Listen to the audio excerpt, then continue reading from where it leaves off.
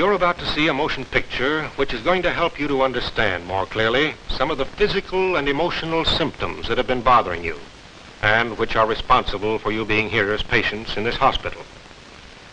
To explain the causes of your symptoms to you, we're going to show you, among other things, some combat scenes.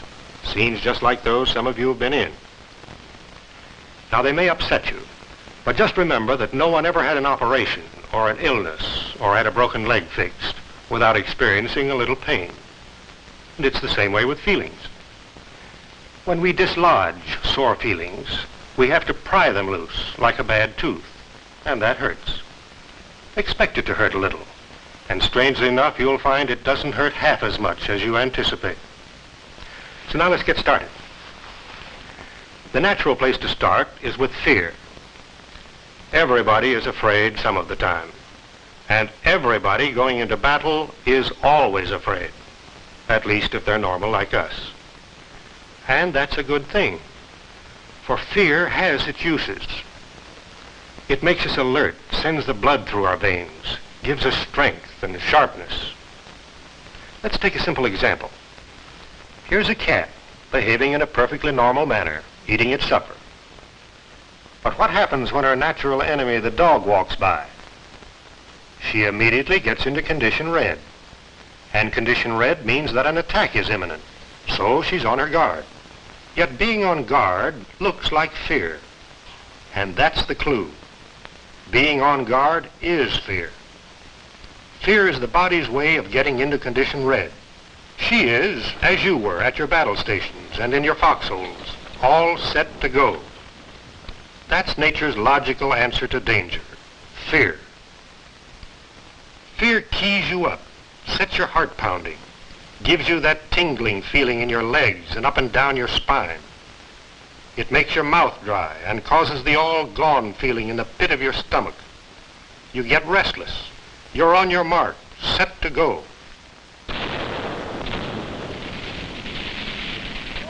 Come on, get the lead out.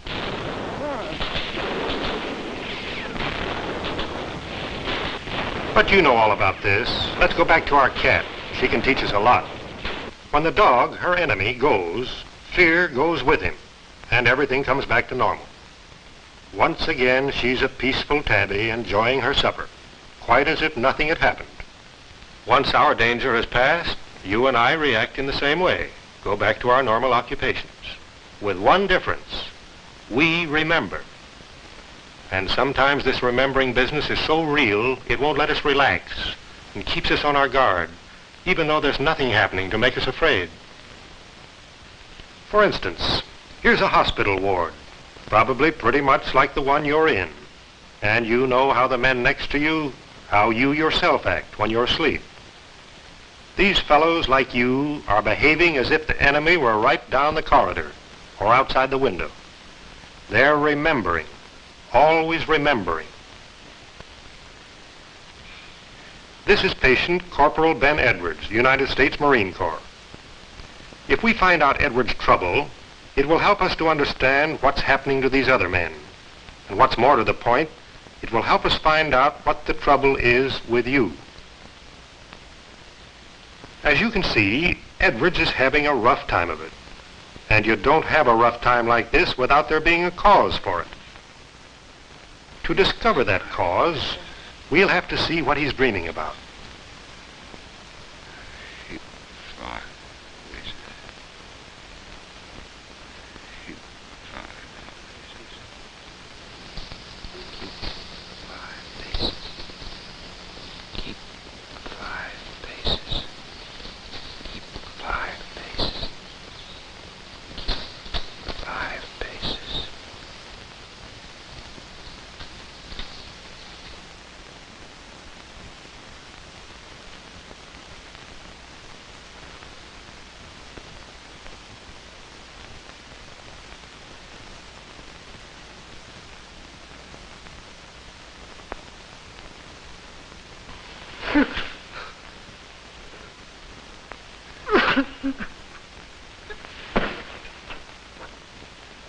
Well, that's why Edwards is tired each morning.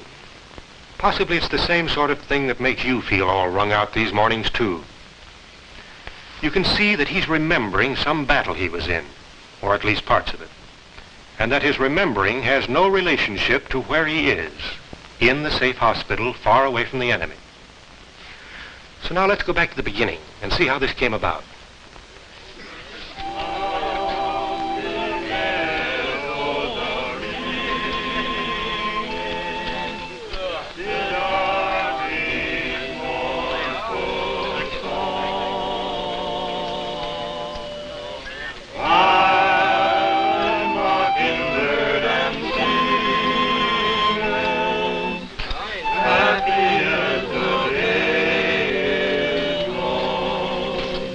So I said to her, for Christ's sake, you've had everything I got, and now you want a cup of coffee. Gee, well, how's he baked? Wonder how much longer before we get there. We're 7 days out. 7 days is a hell of a long time. Yeah.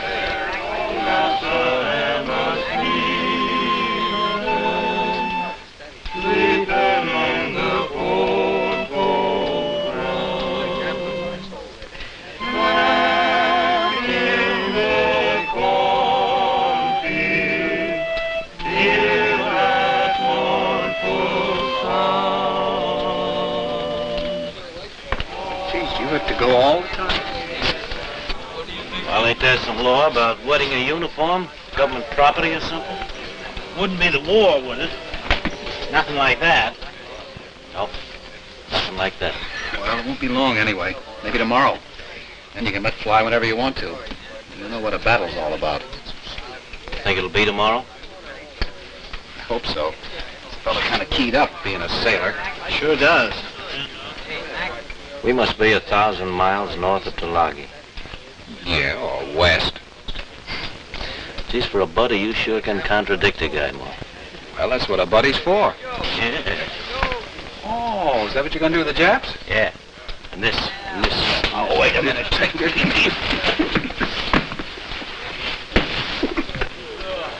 Kids, that's all. Wait till they get there. Yeah. 7 days. It'll be soon now. Well, that's where it began. You can see that Corporal Edwards is excited.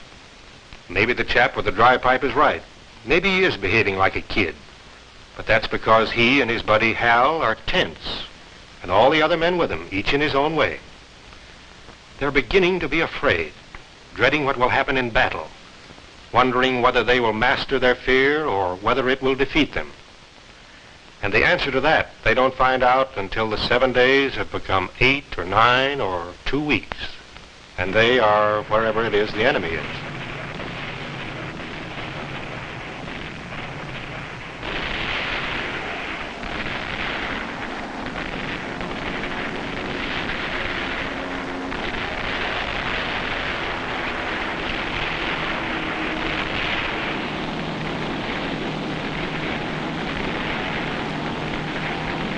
Careful of those GI pants. Looks like get or get got, all right. That's it. They're like the cat. They're seeing their enemy and they're scared. But they're not yellow. All those symptoms he had were to get him ready for this, to make him a good fighting man. He's using his fear, just as you did at first, to make him keen, aware of every danger about him so that he can meet it. Sure, he's afraid, and so is every other man. But see how his fear helps him. See it snap that rifle into firing position. See it carry him forward, pursuing the enemy. See it give him almost second sight. Edwards is a good corporal.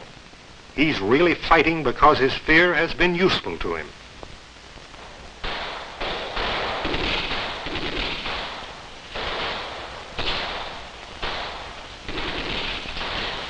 Take it easy. Where are they? Knock it off! They're on the run! Dig in here. Make this your position and hold it. I see. Over here, man. How is it out there? It's pretty quiet. Okay, Burnham, you and Stone go on ahead for security. All right, fellas. Shovel it deep. Chubby, over there in that scrub for you. There's a good spot. Larson, over there by that tree. Hal, you and I'll dig here. Okay, let you men follow me.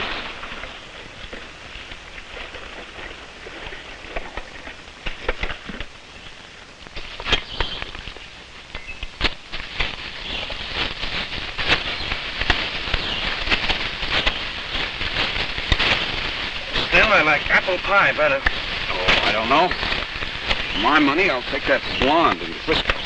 You mean the one with hair on her legs? Yeah, blonde hair.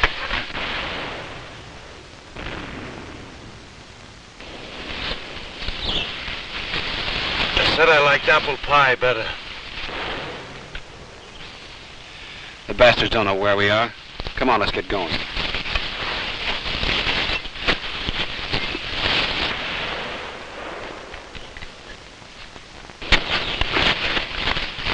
You see, the immediate danger has been removed. At least it's not so bad as it was. And so they joke and are again not afraid. Their fear was useful to them in the battle. Now they don't need it, and so it disappears. If it weren't to disappear now, then the men would not be well. But like the cat, they have lost their symptoms. Their dog is off in the jungle, and their fear has gone with him. Their fear has served its purpose, making them angry, putting them in condition red. It's been a beneficial tool in the time of crisis. It appeared when it was needed. But don't forget, however, Corporal Edwards remembers everything that has happened. Now he knows what fear is like. From this time on, his knowledge is always with him. Let's see where it leads him.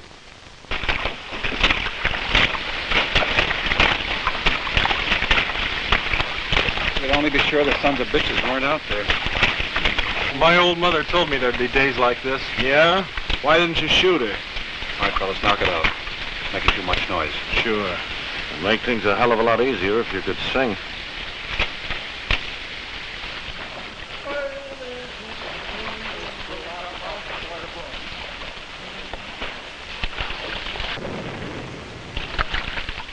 Somebody ought to teach them marksmanship. Yeah, their chests must look mighty bare. Wonder what they're doing with all that tin they got in Singapore. I don't know why you guys bother scrubbing clothes. With all those shots, the river makes a hell of a good washing machine.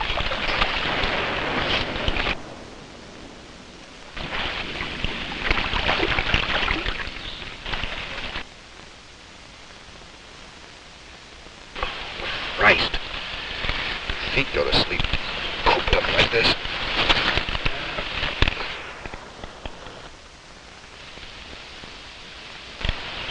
Where are they? I don't think they're there. It's a week now since we heard them. No, it isn't. 8 days and 5 hours. Okay. Jesus, who'd have thought it'd have been like this?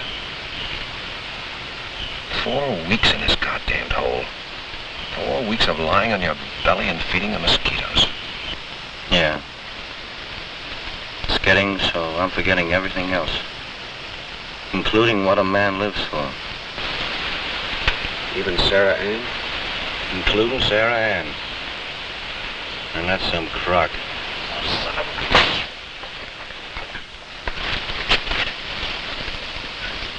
There isn't a goddamn Jap out there, so why in hell don't we do something about it? Why don't we get a move on? Why don't we take over? See? Not a goddamn...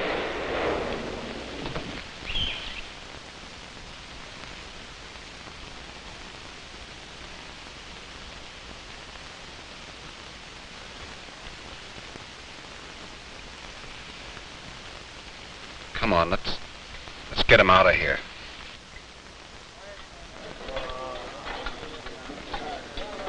Hungry. Now, to cook food, all you have to do is put it in the sun. Yeah, the sun don't get it, the maggots will. In either case, brother, you'll eat it. I don't like it. K rations, X rations.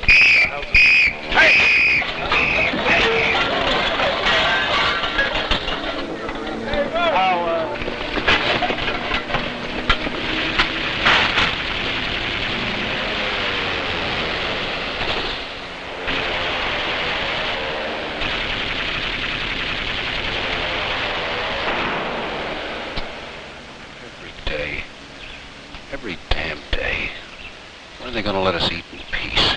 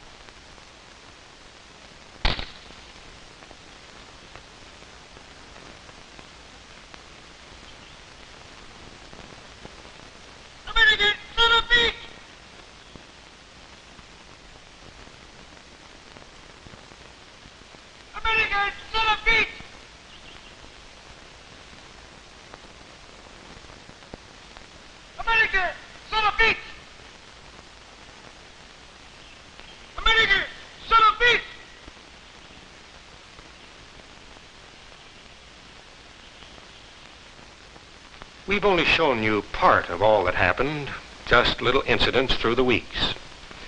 But I guess you can see where Edwards is going and why. He's been kept always on the alert. Those fear responses haven't had much chance to relax because the enemy, the danger, is always present. It's just as if the dog never went away from the cat. Left the cat always like this. Naturally, you can't freeze forever in a position like this. Something's bound to give. But usually, such events as you have seen are not enough to cause combat fatigue. Some climax has to happen. And with Edwards, this is what it was. Oh, and by the way, this is the last of our really noisy scenes, so please bear with us. You already know what we're going to do. Anybody have any questions before we go? All right, when we leave here, you men with the machine gun go back and join your outfit. We're going to clean out the Japs between here and the river. Our platoon will be the right assault platoon, and we'll move out of here in a column of two as the assembly area. When we move out, keep at least 5 paces. There might be some snipers. You all have your rations and ammunition. Yes. All right, Sergeant, you move out immediately down this trail. I'll meet you at the fort. All right, let's go. Okay, man, let's go.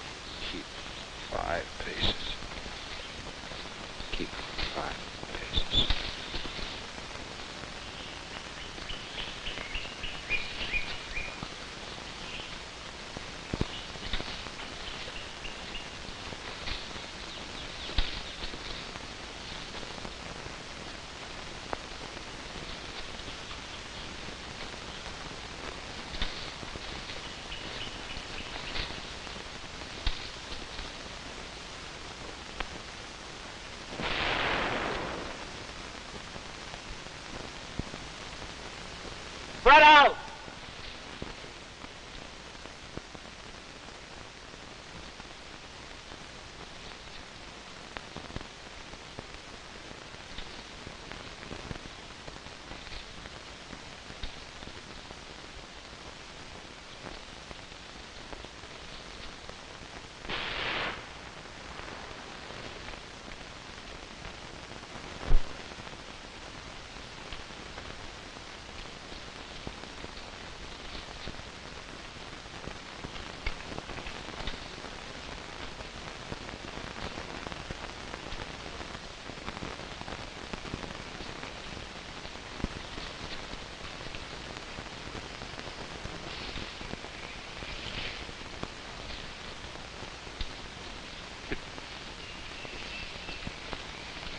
could have been me.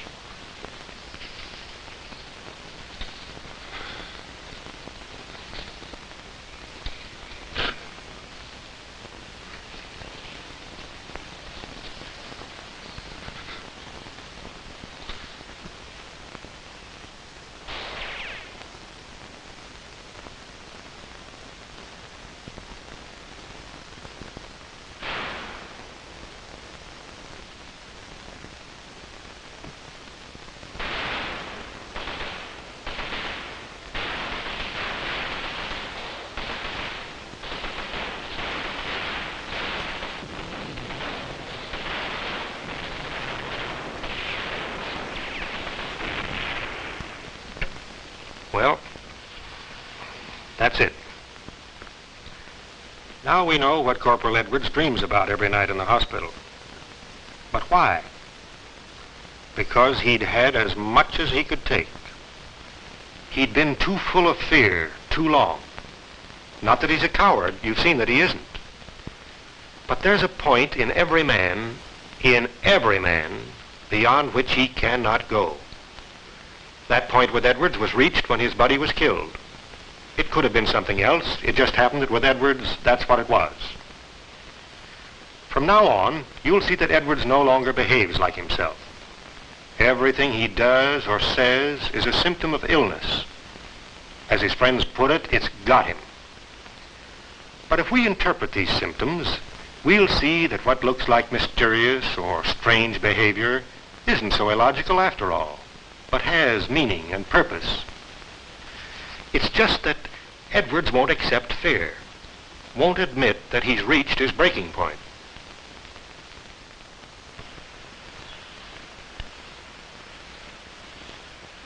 Hand me that gizmo there.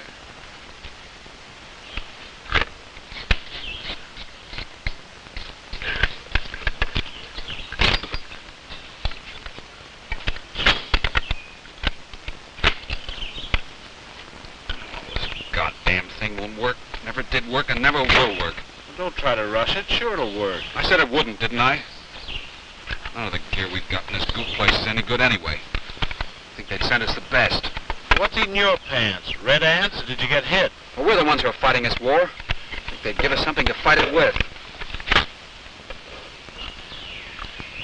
They sent for the army to come to Tulagi, but General MacArthur said no. And this is the reason it isn't the season. Besides, there ain't no USO.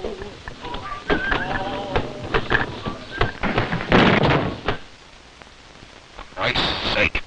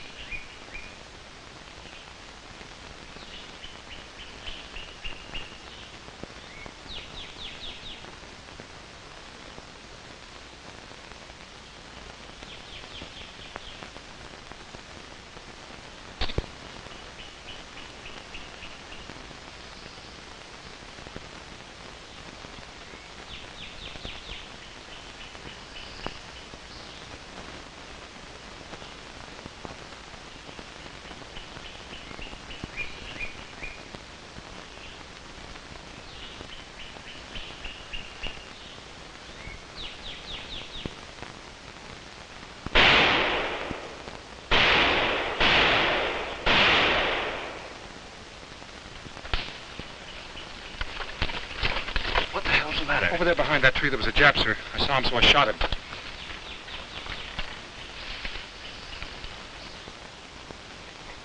The fact remains, Edwards, that you fired.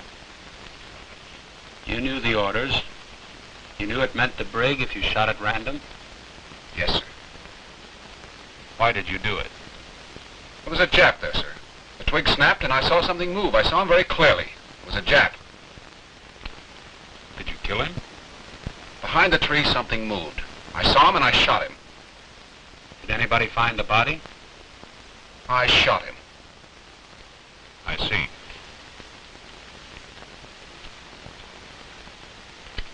Not feeling very well, are you, Corporal?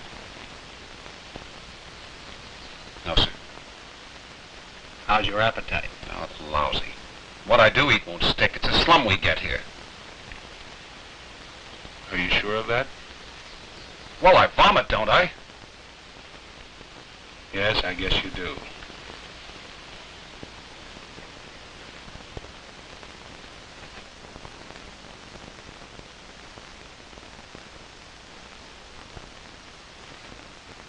Well, there's the story. Perhaps you recognize the symptoms. Nerves and jumpiness, hostility, insomnia, vomiting. Probably he'd tell you he had headaches if you asked him, or diarrhea. He's lost his sense of proportion, too. He knows deep inside himself that there was no Jap behind those leaves, but he won't admit it, not even to himself. Now, how does all this come about? Well, you remember our cat? And that the cat had all these physical symptoms of fear? And you remember that Edwards had those same symptoms? The blood rushed from his stomach, his heart pounded, his hands were sweaty. And that didn't happen once, but many times, over and over again. And the load kept getting bigger and bigger, always increasing, until it was just too big a load to carry.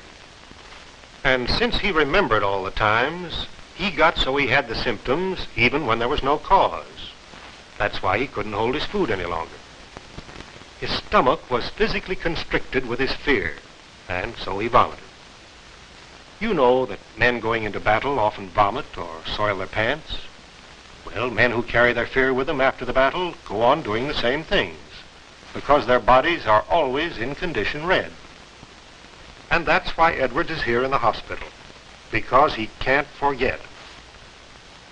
He always acts as if there were an enemy present. On a peaceful street, he behaves as if there were a Jap ready to jump from behind any parked car. If somebody drops something near him, he thinks a mortar's got his number, or that he's being dive-bombed. Maybe instead of getting it out, you've got it inside, and it hangs in your chest like a lump of lead. Or maybe you've thought about it so much that it makes your head swim and you're dizzy. Or maybe you're like the patient I saw the other day who took it out on his pals and his wife and acted as if they were the Japs and the Jerrys and was edgy and irritable. That's fear, if you call it by its right name. And don't blame your stomach or your eyes or your bowels for acting the way nature intended them to act when you're scared. Yes, it sounds simple. But the cure is far from easy. That's why your doctor sees you so often. That's why you have to do physical work, go to discussion groups, play games, learn about the happenings of the world. You're getting well because you're learning what fear is and how to handle it. And when you get your problem worked out, you'll find you don't fight against fear. You just get it lined up so that it works to your best interests when you're face to face with the enemy. As soon as you've learned that the bullet shot at you yesterday or last month or last year can't hurt you today, you've learned the first big lesson. Then, and only then, you get into condition red at the right time and in the right place. You accept fear as part of living, something to be taken as a help, not as a handicap. You and Edwards and the other boys, one fine day, will be as fit as a new silver dollar. And you'll be shoving off, well. Not only better, but better than ever, because you've learned something that can only be learned the hard way. That fear is a fighting man's friend, if he learns how to run it and not be run by it.